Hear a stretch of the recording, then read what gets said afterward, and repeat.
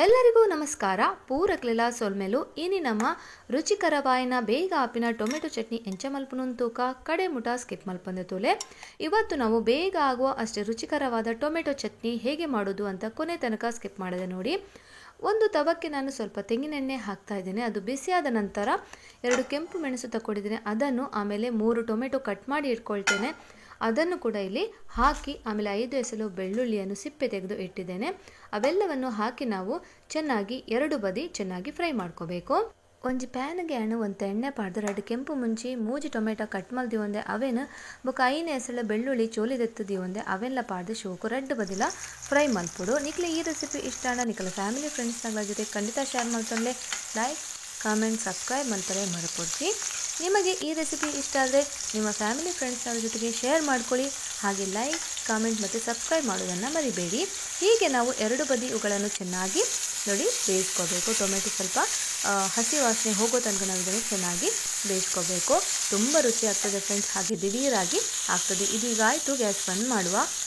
ಒಂದು ಹಾಕಿನ ನಮ್ಮ ಗ್ಯಾಸ್ ಬಂದ್ ಮಲ್ಪುಗ ಒಂದು ಚಪ್ಪೆ ಹಾಕಿನ ನಮ್ಮ ನೆತ್ತ ಟೊಮೆಟೊದ ಚೋಲಿನ ದೆತ್ತು ನೋಡು.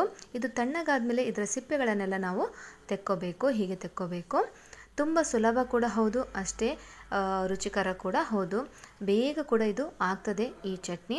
ಹೀಗೆಲ್ಲ ಸಿಪ್ಪೆಗಳನ್ನು ನಾನು ತೆಗೆದು ನೋಡಿ ಇವನ್ನೀಗ ಒಂದು ಬೌಲ್ಗೆ ನಾನು ಹಾಕ್ಕೊಳ್ತಾ ಇದ್ದೇನೆ. ಇವೆಲ್ಲವನ್ನು ನಾವೊಂದು ಬೌಲ್ಗೆ ಹಾಕ್ಕೊಳ್ಳುವ. ಟೊಮೆಟೊದ ಚೋಲಿ ಪುರದೆತ್ತದು ಯಾನೊಂಜಿ ಪಾತ್ರೆಗೆ ಒಂದೇನು ಪಾಡೊಂದುಲ್ಲೆ ಅಂಚನೆ ನಮ್ಮ ಕೆಂಪು ಮುಂಚಿನ ಕಟ್ ಮಲ್ತದ್ದು ಪಾಡೋನ್ಗೆ ಅಂಚನೆ ಬೆಳ್ಳುಳ್ಳೆಲ್ಲ ಪಾಡೋನೋಡು ಬೊಕ ಆ ಪ್ಯಾನಿಡು ಒರಿದಿನ ಎಣ್ಣೆ ಎಲ್ಲ ನೆಕ್ಕ ಪಾಡ್ಗ ನೋಡಿ. ಹೀಗೆ ಈ ಕೆಂಪು ಮೆಣಸನ್ನು ನಾವು ಕಟ್ ಮಾಡಿ ಹಾಕ್ಕೋಬೇಕು. ಆಮೇಲೆ ಬೆಳ್ಳುಳ್ಳಿಯನ್ನು ಕೂಡ ಇದಕ್ಕೆ ಸೇರಿಸ್ಕೋಬೇಕು. ಆ ಪ್ಯಾನ್ನಲ್ಲಿ ಇದ್ದ ಸ್ವಲ್ಪ ಎಣ್ಣೆಯನ್ನು ಕೂಡ ಇದಕ್ಕೆ ಸೇರಿಸ್ಕೋಬೇಕು. ಇದನ್ನು ಚೆಲ್ಲಬಾರ್ದು. ಇವೆಲ್ಲವನ್ನು ನಾವು ಒಂದು ಸ್ಮ್ಯಾಶರ್ನಿಂದ ಹೀಗೆ ನೋಡಿ ಸ್ಮ್ಯಾಶ್ ಮಾಡ್ಕೋಬೇಕು. ಇಲ್ಲಿ ಸ್ಮ್ಯಾಶರ್ ಇಲ್ಲದಿದ್ದರೆ ನಾವು ಕೈಯಿಂದ ಕೂಡ ಇದನ್ನು ಹೆಚ್ಕೋಬಹುದು. ಇಂಚ ಒಂಜಿ ಸ್ಮ್ಯಾಶರ್ದೆ ತಂದು ಒಂದೇನು ನಮ್ಮ ಶೋಕು ಸ್ಮ್ಯಾಶ್ ಮಲ್ಪುಡು. ಈಚಿನ ಕೈಟ್ಲ ನಮ್ಮ ಒಂದೇನು ಶೋಕು ಪೊಜಂಕೊಲಿ ತುಲಿ ಒಂತೆ ಕದು ಇತ್ತಿಲಕ್ಕನೆ ನಾವು ಒಂದೇನು ಪೊಜಂಕೊಡು. ಇಂಚ ಒಂದು ಸ್ವಲ್ಪ ಕದು ಅಂದರೆ ಸ್ವಲ್ಪ ತಿನ್ನಲಿಕ್ಕೆ ಸಿಗಬೇಕು. ಹಾಗೆ ನಾವು ಇದನ್ನು ಸ್ಮ್ಯಾಶ್ ಮಾಡ್ಕೋಬೇಕು ನೋಡಿ ಹೀಗೆ.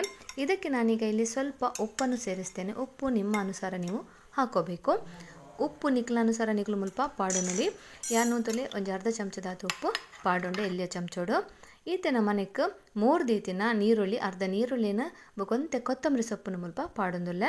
ಇಲ್ಲಿ ನೋಡಿ ಅರ್ಧ ಈರುಳ್ಳಿಯನ್ನು ಸಣ್ಣಗೆ ಹಚ್ಚಿ ಹಾಕ್ತಾ ಇದ್ದೇನೆ. ಮತ್ತು ಸ್ವಲ್ಪ ಕೊತ್ತಂಬರಿ ಸೊಪ್ಪನ್ನು ಕೂಡ ಇಲ್ಲಿ ಸೇರಿಸ್ತಾ ಇದ್ದೇನೆ.